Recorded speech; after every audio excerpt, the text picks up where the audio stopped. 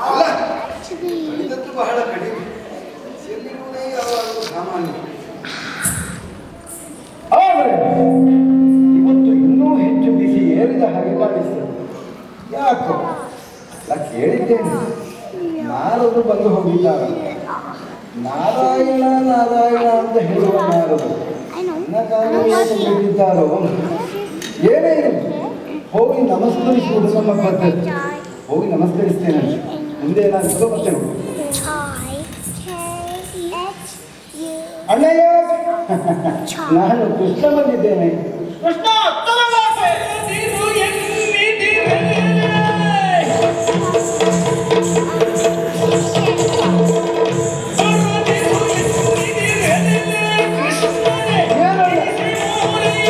ನನ್ನ ಮನೆ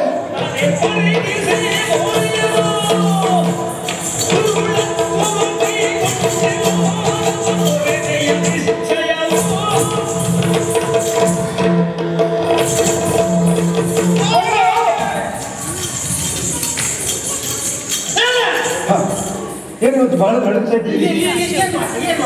ಯಾರು? ನಾನು ಒಂದು ಅಷ್ಟೇ.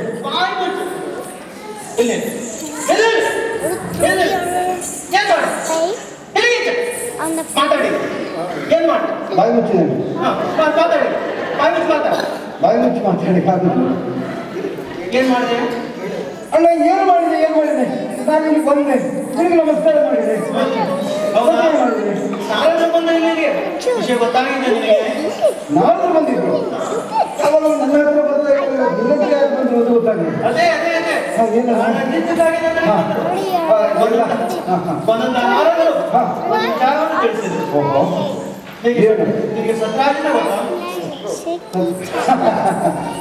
ಸತ್ಯಭಾಮೆ ಅಂತ ಗೊತ್ತು.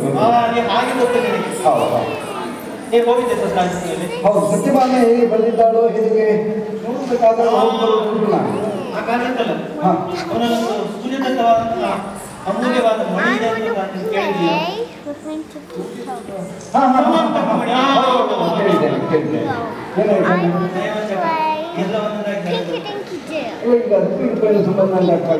ಏನ್ ಮಾಡಿದೆ? ಹೋಗಿ ಅವನ ಮಣಿ ಕೊಡು ಅಂತ ಕೇಳಿದೆ.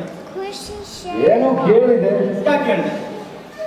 ಏನು ನಮ್ಮಲ್ಲಿ ಬಹಳಷ್ಟು ಮಣಿಗಳಿದ್ದಾವೆ, ಅದರ ಜೊತೆಯಲ್ಲಿ ಇನ್ನೊಂದು ಮಣಿ. ಅದಕ್ಕೆ ಏನಾಯ್ತಣ್ಣ? ಹೌದು. ಅಲ್ಲ, ಬೇಕಾದಷ್ಟು ಲಲಾಮಣಿಯರು ಇದ್ದಾರೆ ನನ್ನ ಬಳಿ. ಈ ಅನರ್ಘ್ಯವಾದಂತಹ ಒಂದು ಮಣಿಯು ಇರಲಿ ಅಂತ ಕೇಳಿ ಅಲ್ಲ, ಇವರಿಗಾದ್ರೆ ಕೊಡಲಿಕ್ಕಲ್ಲ.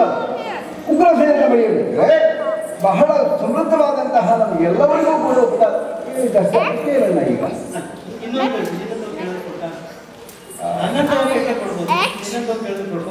ಅದು ನಿಮಗೆ ಅರ್ಥ ಆಗಲಿಲ್ಲ.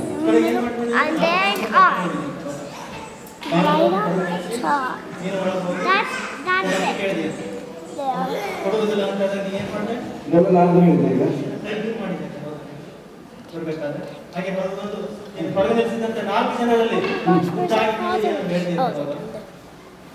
ಈಗ ಎಲ್ಲ ಇದನ್ನು ನನ್ನ ಮೇಲೆ ನೀನು ಆಲೋಚನೆ ಮಾಡಿ ಹೇಳ್ತಾ ಇರೋದು.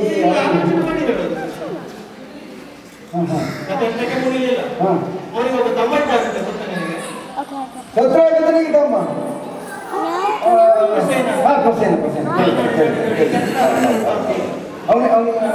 ಅವನಿಗೆ ಸ್ವಲ್ಪ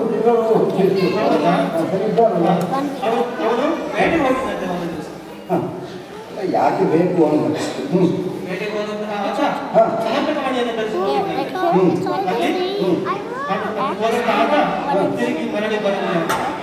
ಹೀಗಾಗಿ ಸತ್ರಾಜಿತ ನೀನೇ ಆ ಪ್ರಶ್ನೆಯನ್ನು ಕೊಂದಿದ್ದೀಯ ಅಂತ ನಾನಷ್ಟೇ ಹೇಳೋದು